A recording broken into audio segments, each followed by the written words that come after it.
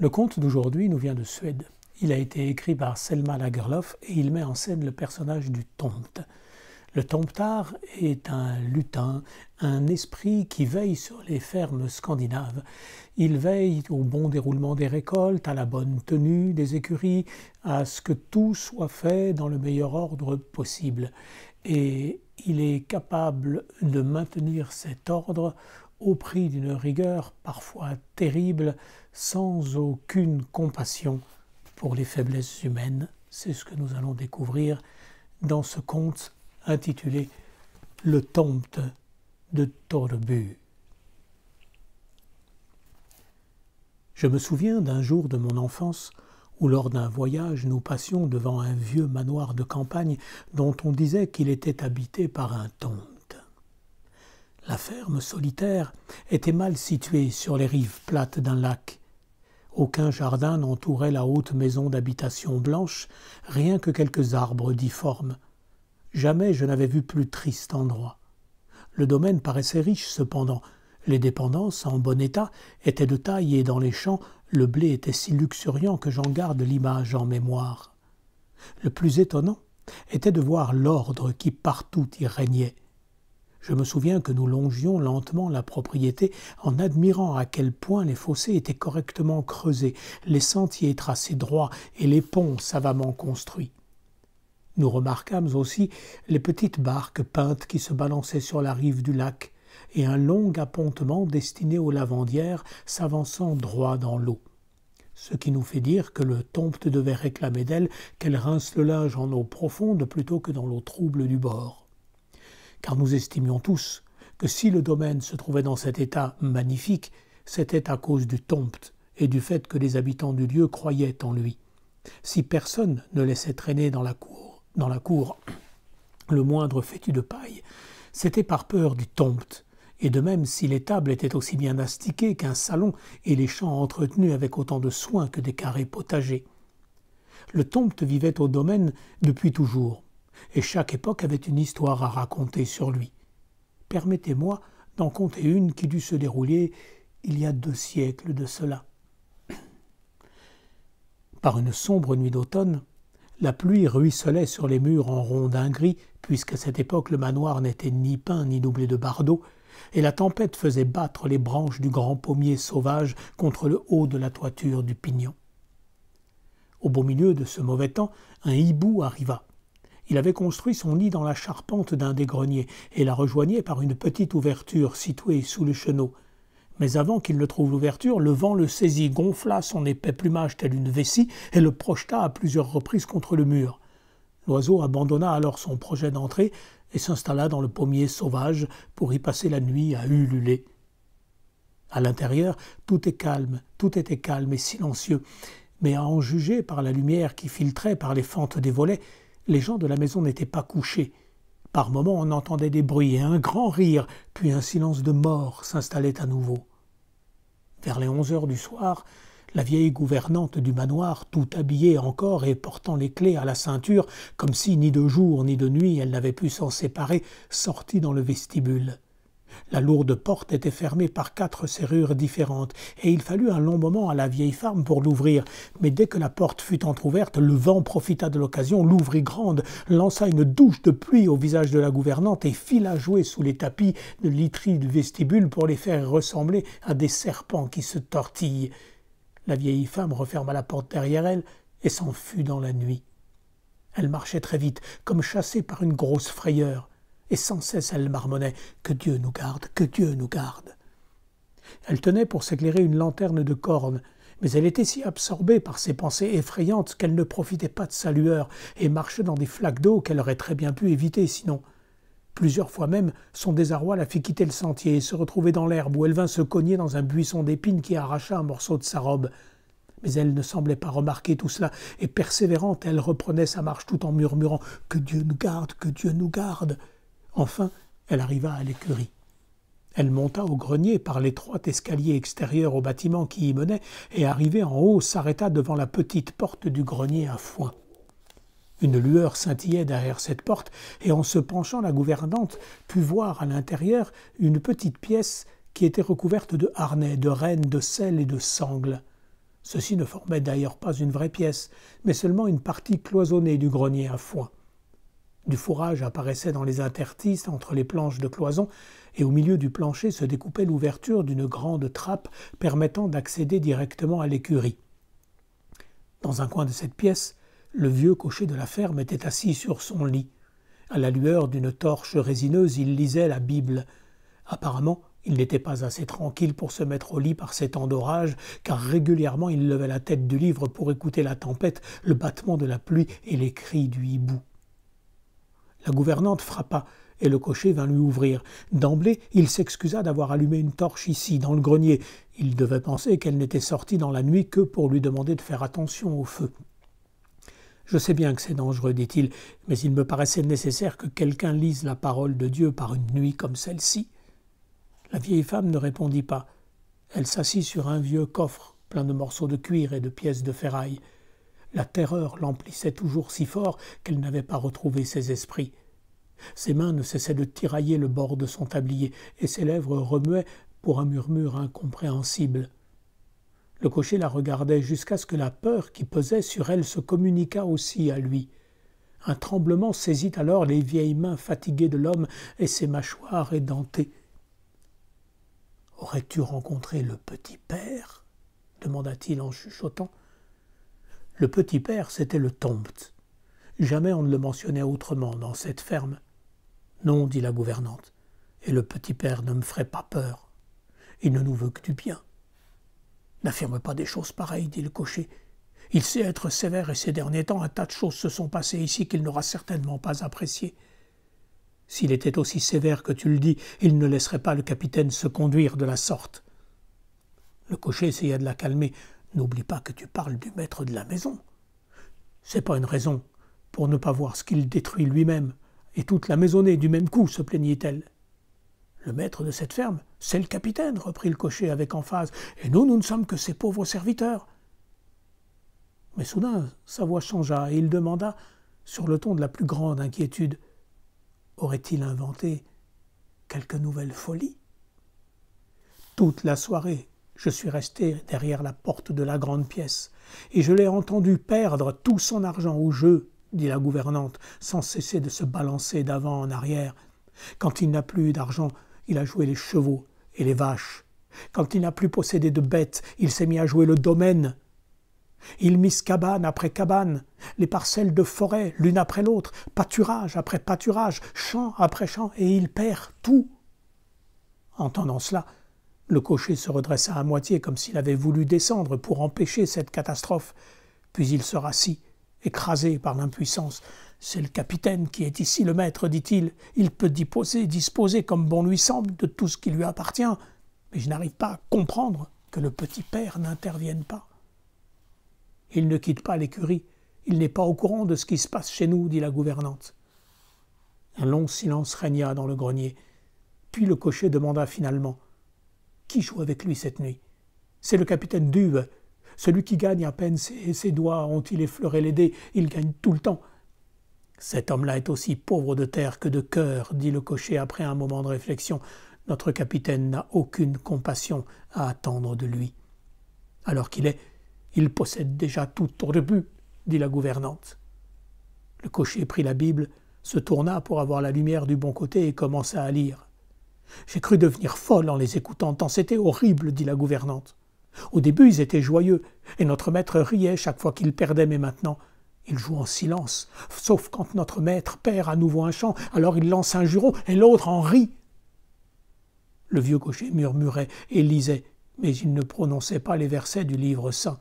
Les seuls mots qui franchissaient ses lèvres tremblantes étaient « cabane après cabane, bois après bois, pâturage après pâturage, champ après champ. » « À quoi te sert-il de lire, dit la gouvernante. Si tu étais vraiment un homme, tu irais le trouver, et moyennant quelques ruses, tu saurais l'arrêter de jouer avant qu'il ait perdu tout le domaine. » J'ai servi suffisamment longtemps ici pour savoir s'il est aisé d'empêcher un Silverbrandt de continuer ce qu'il a entrepris. Je pourrais tout aussi bien essayer de réveiller les morts. Oui, ce qui se passe devrait suffire à réveiller son père et sa mère et les faire sortir de leur tombe, dit la gouvernante. Le pire dans cette histoire, c'est qu'il ne comprend pas qu'on ne peut pas mener ce genre de vie tout en étant fermier. Je me souviens de ce que j'ai dit plus d'une fois à son père. Ne donnez pas Torbu à Henrik. Je lui disais, jamais il pourra être accepté comme maître dans l'esprit du petit père. Donnez-le à son frère qui est posé et sérieux. Allez, lui, et offrez à Henrik une ferme qui n'implique pas une telle responsabilité. Oui, et maintenant Torbu n'appartiendra ni à M. Henrik ni à M. Auguste. C'est à ce capitaine Due qu'il va revenir, jusqu'à ce qu'il le perde au jeu avec quelqu'un d'autre. Le cocher se leva d'un air décidé. Il boutonna sa veste, décrocha la torche de son support. De toute évidence, il venait de prendre la décision d'aller essayer de parler à son maître. Mais quand il prit la torche, la lumière de celle-ci tomba sur la trappe carrée, ouverte dans le plancher, qui menait à l'écurie. Et là, le cocher, tout autant que la gouvernante, purent voir qu'un tonte se tenait sur l'échelle qu'on apercevait dans l'ouverture. Il se tenait sur le plus haut échelon. Il était petit et gris, vêtu d'une culotte courte et d'une veste grise à boutons d'argent. Il écoutait, frappé d'une telle stupeur et d'une telle consternation qu'il avait l'air d'en être totalement figé. Le cocher et la gouvernante détournèrent immédiatement le regard. Ni l'un ni l'autre n'afficha sur son visage une mine qui aurait pu indiquer qu'ils avaient vu le tonte. « Bon, je crois qu'il est l'heure pour nous d'aller au lit, » dit le cocher sur un ton qu'il voulait décontracter. « Tu sais que cette ferme, ici, c'est pas la peine de rester debout toute la nuit pour la veiller, hein, même quand on s'attend à des malheurs. Ici, il y a quelqu'un qui veille sur nous. »« Oui, t'as bien raison. Ici, il y a quelqu'un qui veille, » reprit humblement la gouvernante, et sans ajouter un mot, elle prit sa lanterne, sortit par la porte et disparut en bas de l'escalier du grenier. Quand la vieille femme fut de retour dans le bâtiment d'habitation, sa ferme intention était d'aller se coucher immédiatement, car elle savait que ce que le tonte détestait par-dessus tout, c'était les veilles inutiles. Et puis elle se disait aussi qu'il allait tout arranger maintenant qu'il était avisé de ce qui se passait. Pourtant, à peine avait-elle eu le temps de se débarrasser d'autre chose que son lourd trousseau de clés, qu'une envie très forte la prit de savoir quelle était maintenant la situation entre les deux joueurs. Et à nouveau, elle se faufila jusqu'à la porte de la grande pièce. Penchée sur le trou de la serrure, elle vit que le capitaine de cavalerie, Silverbrandt, et le capitaine Due étaient encore à la table de jeu. Le maître semblait terriblement épuisé.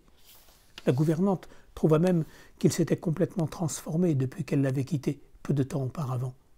Il avait perdu toute beauté, toute jeunesse et toute prestance pour devenir pâle, ravagé, avec des poches sous les yeux, des rides en travers du front et des mains tremblantes.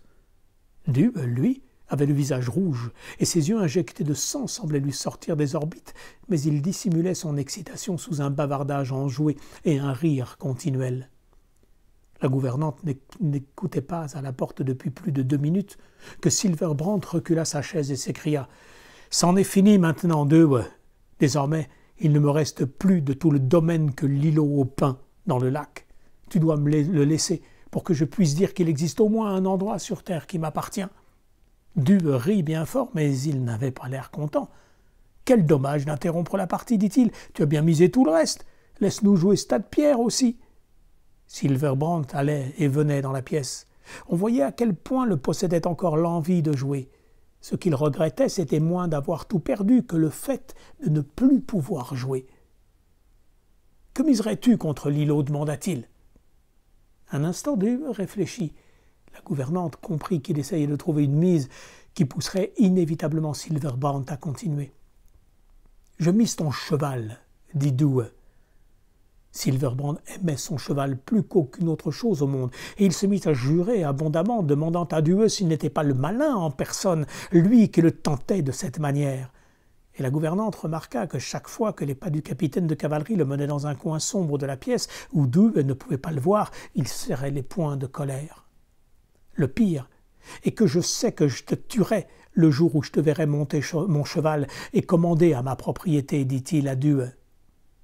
N'accorderas-tu donc pas à un homme pauvre de vivre sans souci durant ses vieux jours, dit Due en riant. Toi qui es jeune et fort, tu trouveras bien vite un autre cheval et une nouvelle ferme ailleurs. Tandis que la gouvernante restait là à espionner, elle n'avait cessé de se demander ce qui arrivait à la porte menant de la grande pièce au vestibule, car plusieurs fois celle-ci s'était ouverte puis refermée, et chaque fois que Silverbrandt passait devant cette porte, on aurait dit qu'une petite main se glissait dans l'ouverture et lui faisait signe. Plusieurs fois, Silverbrand passa devant la porte sans rien remarquer. Puis il s'arrêta et la regarda fixement. « Alors, tu viens ?» demanda Due. « Je reviens dans un instant, » dit Silverbrand, en passant dans le vestibule. Telle une ombre, la gouvernante s'éloigna de la porte séparant la grande pièce du petit salon. Une seconde plus tard, elle se tenait dans le garde-manger, le visage collé à une petite vitre qui donnait sur le vestibule. Silverbrand était là, penché au-dessus du Tombt. Le petit père tenait à la main une lanterne qui répandait un peu de lumière dans la pièce obscure. « Que me donneras-tu si je fais en sorte que tu regagnes ton domaine ?» demanda le Tombt. « Je t'offrirai tout ce que tu voudras, » répondit Silverbrand. Le Tombt fourra la main dans sa poche et en sortit 2 dés. « Si je te prête ces dés et que tu joues avec eux cette nuit, quelque chose me dit que tu regagneras la ferme, dit-il à Silverbrand. Silverbrand tendit la main. « Donne, donne, dit-il. Tu les auras à la condition que demain tu joueras avec moi à un enjeu que je déciderai, dit le Tombt. À cet instant précis, le pauvre hibou poussa un horrible cri. Silverbrand dressa la tête et écouta. La vieille gouvernante, elle, voyait bien comme les yeux du Tombt commençaient à briller de méchanceté et de haine. Elle voulut briser la vitre et crier à son maître de se garder de conclure tout pacte avec lui. Mais à ce moment, le Tombt leva vers elle des yeux et lui lança un regard terrible. Elle se figea instantanément, incapable de lever ne fût-ce que le petit doigt. Cependant, Silverbrand lui aussi semblait avoir perçu quelque chose d'épouvantable dans le Tombt. Il retira sa main et fit mine de revenir dans la grande pièce, puis il s'arrêta. « Je ne sais pas pourquoi je devrais penser du mal de toi, petit père. Tu as toujours pris grand soin de la ferme, dit-il. J'ai l'impression que tu ne me veux que du bien. Alors donne-moi les dés. Advienne que pourra demain, pourvu que ce soir je puisse faire de Due le pauvre qu'il était avant-hier quand il a pénétré dans ce vestibule. » Un instant plus tard, Silverbrand était de retour dans la grande pièce. « J'en ai assez d'écouter la tempête et les cris du hibou sans pouvoir jouer, » s'écria Due. « Il est temps que j'aille me coucher maintenant. » « N'essaierais-tu pas de gagner l'îlot au pain avant cela ?» dit Silverbrand en s'installant à la table de jeu. Il prit le petit gobelet dans lequel se trouvaient les dés et les agita. Puis Due et lui jouèrent plusieurs heures durant, mais Silverbrand, dorénavant, gagnait à chaque fois. Entre-temps, la tempête cessa. Le hibou retrouva l'accès à son nid. La fatigue força la vieille gouvernante à aller se coucher. Silverbrand, lui, n'alla cependant pas prendre de repos, pas avant d'avoir regagné champ sur champ, pré sur pré, cabane sur cabane, bois sur bois, si bien que Torbu en son entier lui appartint à nouveau. Le matin fut superbe. Après cette nuit de tempête, un grand ciel bleu de l'air frais et le lac qui miroitait de toute sa clarté. La vieille gouvernante fut appelée auprès de son maître alors qu'il se trouvait encore au lit. Quand elle ouvrit la porte de sa chambre, elle eut l'impression de voir quelque chose de petit et de gris qui filait près de ses pieds, et cela juste le temps pour elle de sursauter, puis ce fut disparu. Le capitaine de cavalerie, Silverbrand, était allongé dans son lit et son visage était d'une pâleur extrême. « Vous l'avez vu ?» demanda-t-il. « Non, » répondit machinalement la gouvernante, car on considérait que le Tombt n'aimait pas qu'on dît qu'on l'avait vu. « C'était le petit père, » dit le capitaine. « Il est sorti au moment où vous entriez. Il était venu jouer au dé avec moi. » La gouvernante dévisageait son maître. « Le petit père n'est pas très content de moi, » dit le capitaine. « Il préfère que ce soit à mon frère que revienne la ferme. C'est d'ailleurs ce que vous souhaitez, vous aussi. » Le capitaine avait un air étrange. La vieille femme ne savait que répondre. « Eh oui, j'ai quand même réussi à faire déguerpir le vieux Dube du domaine, » poursuivit Silverbrand. « J'avais pensé récompenser Petit Père pour son aide en organisant la vie à sa manière, mais il ne m'accorde pas vraiment sa confiance. Il mise des choses tellement bizarres quand il joue ce Tombt.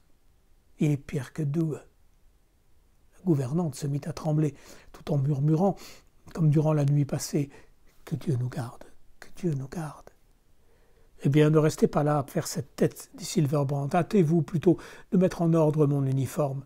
Cirez la bandoulière, astiquez les boutons et retirez-en toutes les taches. Qu'on selle aussi mon cheval avec son plus beau harnachement. Faites brosser sa crinière, étinceler ses étriers et briller tous les cuirs. » La gouvernante posa sur son maître un regard d'effarement, puis elle s'en fut sortir l'uniforme. Dans une ferme comme Torbu, rien n'existait qui ne fût propre et récuré, brillant et bien entretenu. Ensuite, le capitaine Silverbrand se leva, revêtit son uniforme bleu, ajusta le tricorne sur sa tête, fixa le sabre à son côté et enfila les longs gants raides. Il sortit sur le perron et enfourcha son cheval sellé qui l'attendait. Par 2 fois, il fit le tour de la ferme, puis il obliqua vers le lac où déjà à cette époque existait le long appontement pour la lessive qui s'avançait droit dans le lac. Il avait si belle allure sur son cheval que tous les gens de la ferme sortirent pour le regarder, et le cocher comme la gouvernante aperçurent le tomte penché à la porte du grenier de l'écurie et qui regardait le propriétaire du domaine. Quand le capitaine arriva sur la rive du lac, il s'engagea sur l'appontement. Tel un héros, il était assis en selle, fier et droit, et son cheval avançait à petits pas dansants. Quand ils furent au bout de l'appontement, il y eut une brève lutte entre le cavalier et son cheval. Ce dernier voulait rebrousser chemin, mais le capitaine Silverbrand le força à avancer en jouant de la cravache et des éperons. Et d'un grand bond, le cheval se jeta dans le lac. Tous ceux qui se tenaient là dans la cour se précipitèrent vers le lac, mais lorsqu'ils y arrivèrent, aussi bien le cheval que le cavalier avaient disparu. Ils avaient coulé au fond d'un coup sans jamais remonter à la surface. Les jeunes hommes sautèrent dans des barques et filèrent sur les eaux du lac. Tous parlaient fort, essayant d'apporter conseil et assistance. La vieille gouvernante, elle, ne bougeait pas. « Inutile, dit-elle, c'est le tomte. Il a joué sa vie avec le comte pour le remercier de l'aide qu'il lui a apportée la nuit dernière. » Quand les gens consternés et effrayés remontèrent vers la ferme, ils virent tous le tomte de Torbu, qui se montrait à la porte du grenier de l'écurie et agitait son bonnet rouge en un geste de fierté victorieuse.